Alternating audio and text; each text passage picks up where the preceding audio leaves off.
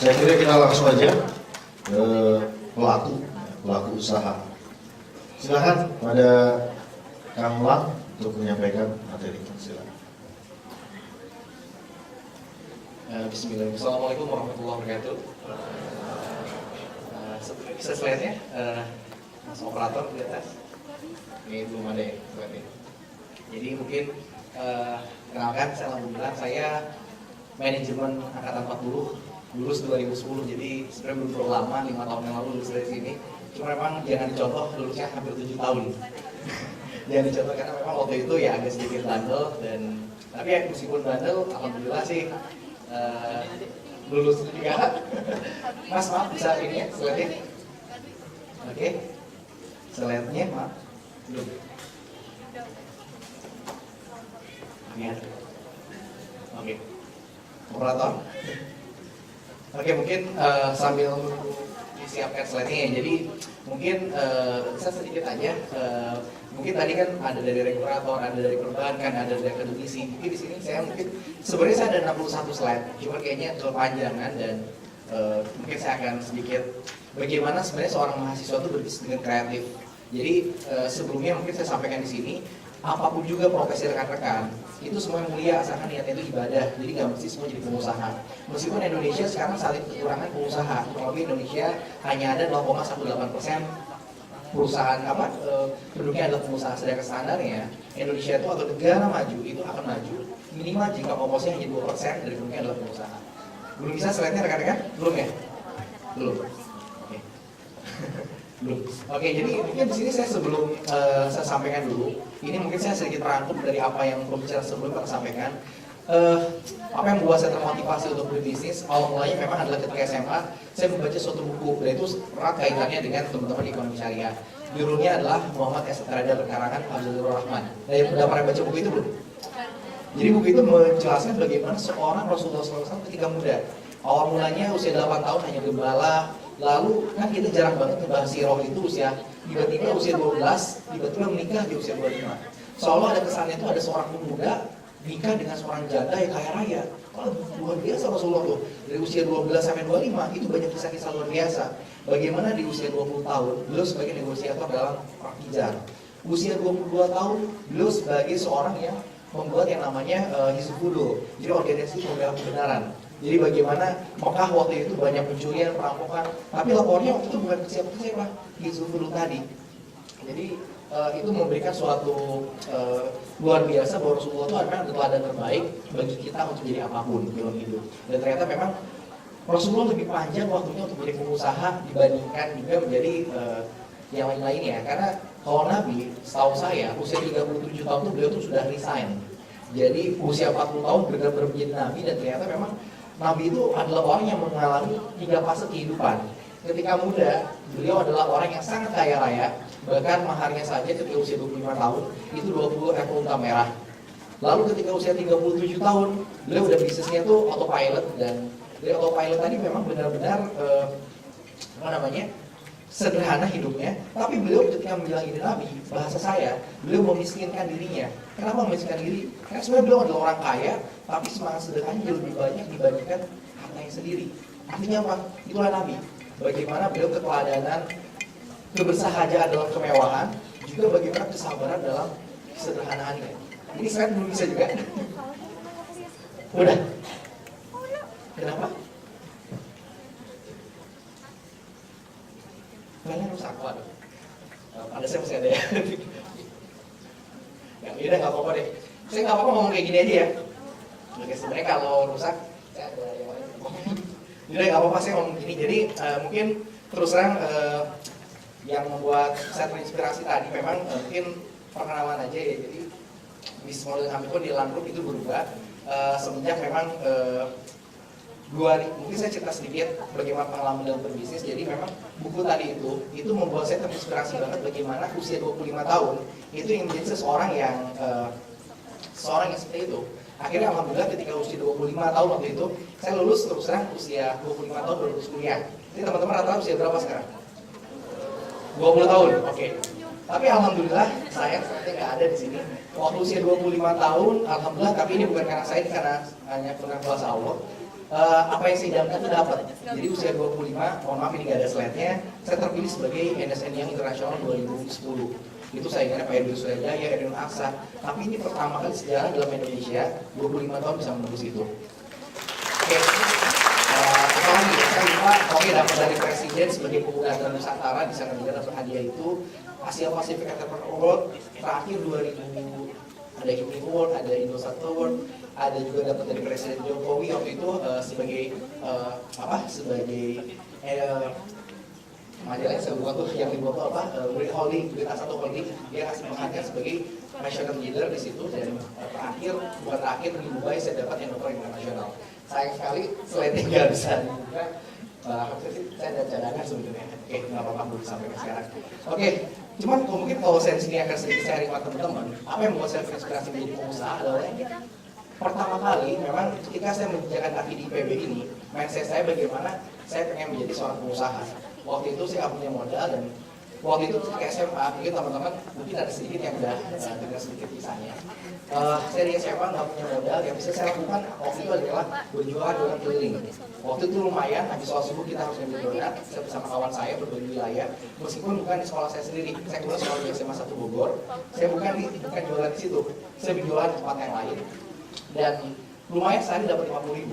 Tujuannya waktu itu sederhana, saya hanya ingin memiliki uang 10 juta rupiah untuk modal sebagai pengusaha. Waktu itu cita-citanya bukan jadi developer, tapi cita-citanya adalah menjadi pedagang ayam goreng keliling. Sederhana banget.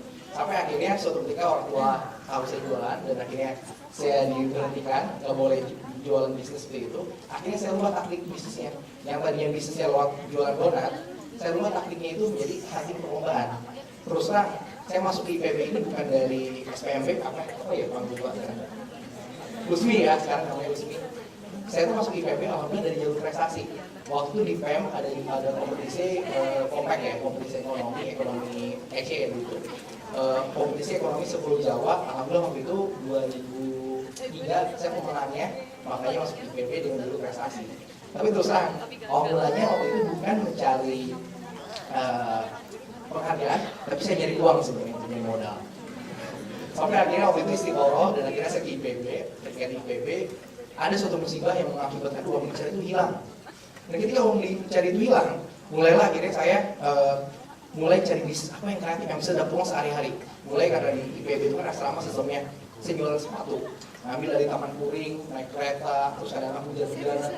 Karena di IPB asrama sistemnya sampai jam 2 malam kita jualan sepatu, lumayan omsetnya itu 2 juta dapat sebulan.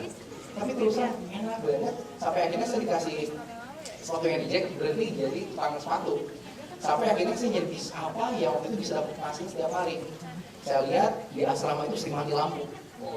Ini 2003-2004 waktu itu kejadiannya. Sering mati lampu, dan waktu itu saya menawarkan ke BPA, Bapak Asrama, untuk saya itu jualan lampu tanpa modal. Ini tanpa modal, kenapa? Sederhana sistemnya, hanya cukup searching di internet siapa di situ lampu, lalu saya datang ke dia, bawa prestis, datang ke asrama, minta PO, permintaan order, karena harganya di bawah pasar.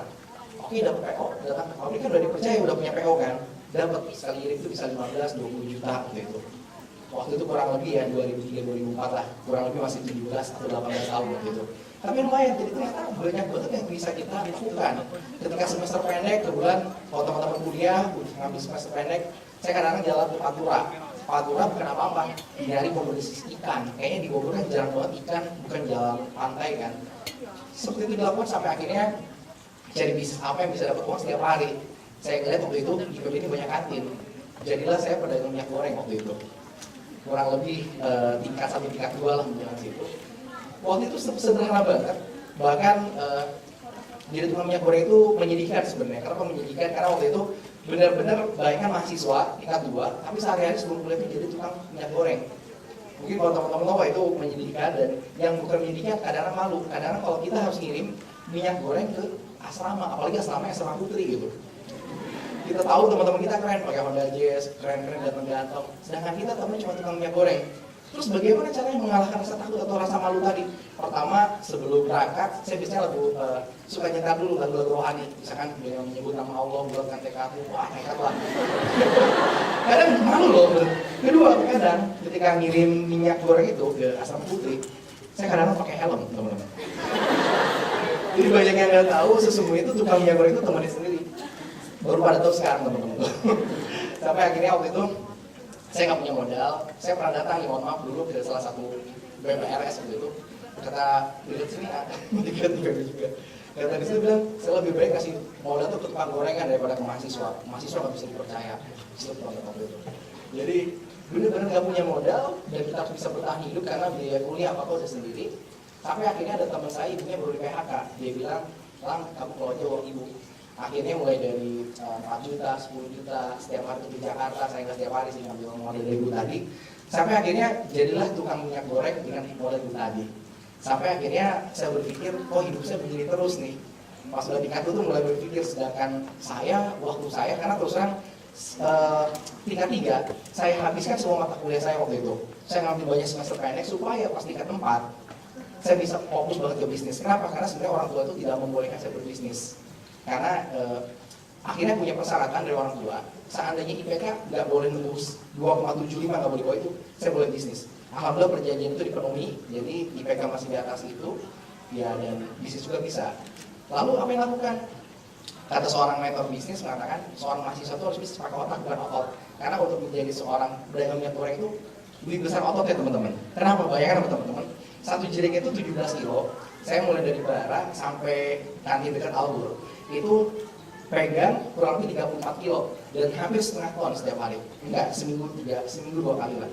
Awalnya pakai angkot, akhirnya pakai motor, sampai akhirnya ada mobil gitu. Cuma bayangkan capek banget dan itu berkali-kali bolak-balik hanya untuk mengatakan minyak goreng satu persatu. Dan emang sedih tapi seru, apalagi kadang-kadang kalau naik motor gini lagu EWTGAD perjalanan ini, kayaknya bener-bener kalau dramatisnya, tapi saya jadi suatu kesan ternyata memang sesuatu itu gak ada yang mudah, gak ada yang bisa, semua harus dibayar dengan kerja keras. Sampai akhirnya waktu itu saya memutuskan bisnis yang lain, akhirnya patungan sama teman-teman karena saya gak punya modal buat lembaga bahasa asing, bahasa Inggris waktu itu. Kebetulan karena saya gak bisa bahasa Inggris, ya jadi bisnis sekaligus belajar di situ, berjalanlah. Oke, mungkin sampai situ ceritanya. Terus apa sih kan yang bisa merubah itu? Terus pertama kali perkenalan saya pada properti itu sebenarnya kalau orang bilang hidup saya itu kayak mungkin teman-teman generasi 90 tahun enggak ya? Lahiran 90 tahun enggak sih? Oke, berarti masih ingat perang ini ya, film Penambang Mundaga. Tolyongto, nggak tahu ya? Di Indosiar dulu. Jadi Tolyongto itu bukan zamannya ya, tahun 94 lah dulu kurang lebih. Belum lahir. Saya kemudian kalau saya 85, waktu itu saya udah kelas 3 atau 4 SD lah waktu itu. Jadi dia itu didorongin ke jurang waktu itu sama penjahatnya. Pas di jurang dia ketemu guru sakti, jadi lah dia sakti. Jadi awal mulanya ada kawan saya menawarkan modal, kita ngambil KTA waktu itu. Usia saya udah 18 tahun, yang ngambil KTA kakaknya teman saya, tapi yang tanggung jawab saya. Untuk apa? Masuk di properti dulu.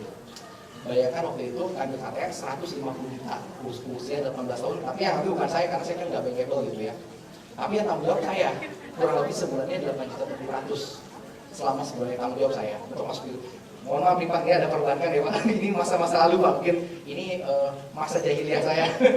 Jadi tujuannya sebenarnya kakak teman saya itu, dia ada jaminan ya, kita sewa jaminan waktu itu, masuk ke perbankan terus waktu itu, untuk dapatkan modal waktu itu. Kemudian kakaknya teman saya itu pengusaha sepatu. Tapi yang terjadi apa? Waktu itu anak punya jaminan yang seharusnya hari ini cair, hari Selasa punya jaminan meninggal dunia. Jadi mungkin Allah nggak menakdirkan saya dengan strategi kayak gitu. Satu bank yang memang berbasis yang bunga, dan juga seperti itu.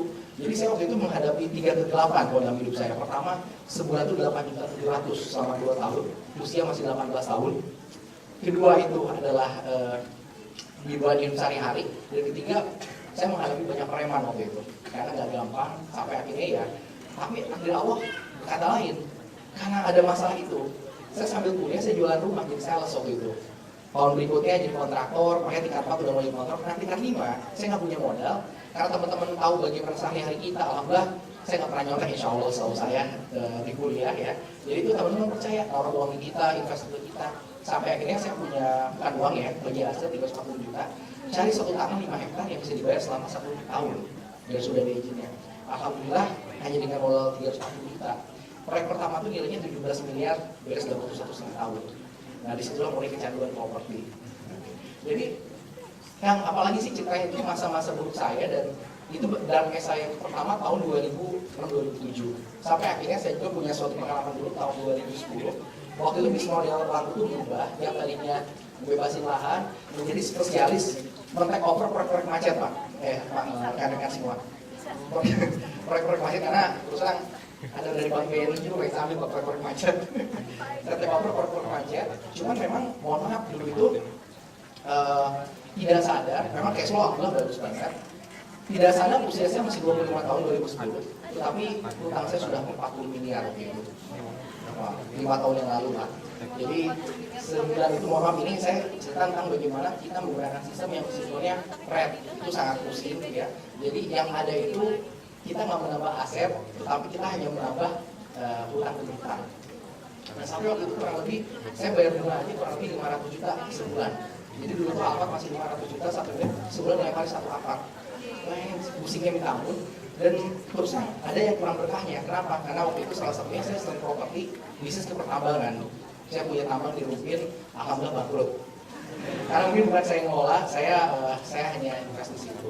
Nah lalu, apa yang buat saya berubah? Mungkin kan itu orang baik teman-teman.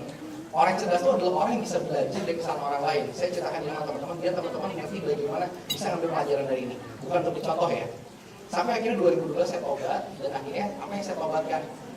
Saya hijrah. Yang tadinya saya pakai, yang mohon maaf permodalan itu pakai yang sifatnya seperti itu. Kedua saya hijrah ke yang sifatnya syariah. Alhamdulillah sekarang hutang saya di bank konven sudah nol. Jadi saya sudah tidak punya itu. Strategi juga 2013 saya menggunakan strategi holding company. Jadi setiap proyek itu satu PT. Jadi memang ini membuat agak sedikit cepat sugih ya orang bilang ya. Di modelnya gini, ada tanah bagus, saya beli dulu, lokasi izin. Ketika tanah itu sudah aman, oke, investor masuk, uang saya tarik untuk beli tanah yang lain. Jadi kan cepat perputarannya kan. Dan kita punya saham di masing-masing PT tadi. Sampai akhirnya tidak sadar, kita sudah banyak, waktu itu kurang lebih 17 perumahan. Dan seperti itu, dan sekarang bisnis model kita sih memang bukan lagi kebebasan lahan, tapi kita bisa nge-take over proyek macet. Mungkin kalau teman-teman yang tahu 2014 atau 2015 terlalu itu saya men-take over salah satu PT Korea Jawa namanya Pertukaran Akhir, itu yang punya itu Setco Holding Company. Setco itu di Indonesia punya 2 PT, satu baru Muamalat, satu lagi properti PT Manaki 50 hektar, itu baru kita take over. Ada juga Samudra Residen di itu, dan jadi kurang lebih sekarang ada 17 perumahan, tapi terus terang bisnis modelnya sekarang seperti itu, dan kita biasanya satu PT itu satu proyek, sehingga memang tidak pakai brand Landruk. Dan terus terang itu 2016 tidak ada lagi Landruk. Saya ganti brand dan tidak ada lagi Landruk bilang, karena terus terang tadinya rencana saya, terus terang teman-teman, saya target semester 2016 satu, saya pengen bebas dari kewajiban saya. Ini saya kalau gini kan kayak gak punya masalah ya. Teman-teman tahu gak berapa kewajiban saya? Saya tuh punya kurang lebih kewajiban hampir 370 miliar saat ini. Tapi memang tadi kata Ibek, dari sisi itu ya seperti itu. Cuman tapi itu semua terus teman-teman itu basisnya syariah. Kenapa? Karena saya sekarang bisnis modelnya melempar suku. Saya sekarang modelnya melempar suku. Suku saya suku Zaro, dan memang alhamdulillah oversupply karena banyak permintaan dari situ, dan karena memang yang saya incar adalah tanah-tanah murah sehingga bisa memberikan lahan-lahan dan rumahnya terjangkau.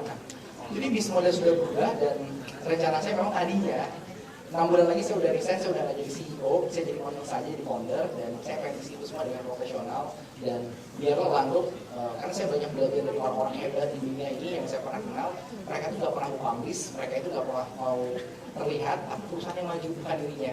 Kebetulan saya banyak dipandu, bisa mengeluarkan itu di pasar modal, bisa jadi kayak 10 orang terkaya di Indonesia pernah saya temuin, dan itu sahabat-sahabat saya, bagaimana bisnis model mereka, bagaimana mereka bisa menjadi suatu konglomerasi, itu sangat luar biasa. Jadi ternyata kreativitas dalam Islam itu luar biasa banget, bagaimana sistem berbagi hasil. Tadi saya sepakat dengan Pak Imam, Pak, Indonesia itu belum siapa dengan sistem mudharabah. Di Indonesia itu banyak banget orang tuh hanya mau bagi untung, bukan bagi rugi. Makanya kenapa produk itu bagusnya mudharabahan dulu, Pak. Karena belum pasti untung ya, sedangkan bagi kita pun kita nggak punya kewajiban laporan. Makanya sistem kongsi pun saya sekarang satu holding saja dikedepankan, sehingga holding ini menjadi suatu kekuatan. Oke, mungkin relevansinya apa sih buat teman-teman? Teman-teman ingat berapa hari lagi sekarang tanggal berapa ya ngomongnya? Oke, sekarang tanggal 29. Ingat 2 hari lagi ada suatu momentum baru. Apa itu? Teman-teman tahu nggak? MEA, Masyarakat Ekonomi ASEAN. Teman-teman tahu nggak dampak MEA itu apa? Pertama, kalau kita nggak siap dengan pertarungan di MEA, jangan sampai Indonesia hanya menjadi pasar. pasar murah. Jadi kalau saya di industri properti teman-teman, mungkin ini sekedar ini aja teman-teman. Indonesia itu pasar yang sangat bagus. Indonesia punya backlog rumah tuh 15 juta. Jadi artinya 15 juta keluarga belum punya rumah. Ada 70 juta rakyat yang belum punya rumah. Kalau keluarga 15 juta, setiap tahunnya kebutuhan rumah itu 800 ribu. Yang dipenuhi pemerintah baru sekitar 200 ribu. Indonesia the big market. Masalahnya, dari luar negeri itu, banyak teman-teman saya dari Australia, dari mana, mereka dapat modal murah, hanya 4% per tahun. Ya kalau pas syariah tidak syariah, tapi hanya 4% per tahun. Supaya mereka beban beban modalnya dia modal kecil banget. Kedua, tanah di Indonesia masih ada murah-murah. Dan surganya properti itu Jabodetabek. Makanya kalau kita nggak jadi pemain, kita jalannya hanya di pasar. Seperti itu. Nah, pertama hati-hati kalau kita jadi pasar. Kedua, mungkin zaman dulu ketika S1 itu sangat dibanggakan. Tapi ingat S1 sekarang bisa jadi sama kayak zaman 20 tahun lalu SMA. Artinya apa? Kalau kita nggak punya kompetensi lebih, misalnya kita bisa ditiru sama zaman. Terus terang ya, waktu tingkat 2 yang salah satu membuat saya cemburu itu ada teman saya kuliah di Singapura. Dia di SMU ya, Singapura Management University. Dia udah belajar conversion value itu pakai permodelan. Waktu itu saya masih pakai teori, saya pikir Sunatullah akan kalah kalau kita baru teori sedangkan dia udah praktek bikin permodelan. Makanya saya pikir satu-satunya kalau kita mau maju adalah praktek langsung. Karena ada suatu kisah nih, saya cerita ada seorang anak muda yang kerjanya belajar sampai akhirnya ada seorang rampok datang ke rumahnya. Anak muda ini akhirnya kata-kata rampok ini kata-katanya penuh dengan makna, sehingga pas dia dengar anak muda ini menjadi seorang imam besar di dalam dunia Islam. Apa kata-kata rampok ini? Rampok ini berkata, buku itu bukan untuk dibaca, tapi ilmu itu bisa menjadi amal sampai dia diamalkan. Buku itu untuk diamalkan. Jadi ternyata apa? Kalau kita kan orang ekonomi ini, praktek kuncinya. Jadi ketika dulu saya jualan sepatu, pas TPB, Black, itu udah pakai bagaimana diskriminasi harga strateginya. Jual ke sini segar-segar. Ekonometrinya dipakai, Q1, P1 macam-macam dipakai. Kenapa? Bisa pakai. Jadi tapi kalau teman-teman tidak memakai itu dalam dunia sehari-hari, percayalah cepat hilang. Makanya salah satu doa yang kita dari kamu apa? Doakan itu adalah diberikan ilmu yang bermanfaat. Ilmu yang bermanfaat itu apa? Ilmu yang nempel. Bukan ilmu ketika kita lulus kuliah yang nyampe sama sekali ke kita. Bagaimana ilmu biar bermanfaat selain doa itu dipraktekkan. Nah, anak muda ini adalah Imam Ghazali. Kata-kata rampok itu wah terngiang sampai akhirnya dia bukan lagi baca, tapi dia praktekkan kemudian sampai akhirnya menjadi amal. Nah, itu yang saya sampaikan pada teman-teman. Udah waktu udah habis ya? Oh udah habis nggak terasa. Pak Fred, mohon maaf ya, ada kesalahan teknis. Demikian dari saya, wabillahi taufiq. Assalamualaikum warahmatullahi wabarakatuh. Ya, ini luar biasa ya. Ini adik saya yang luar biasa. Pelan.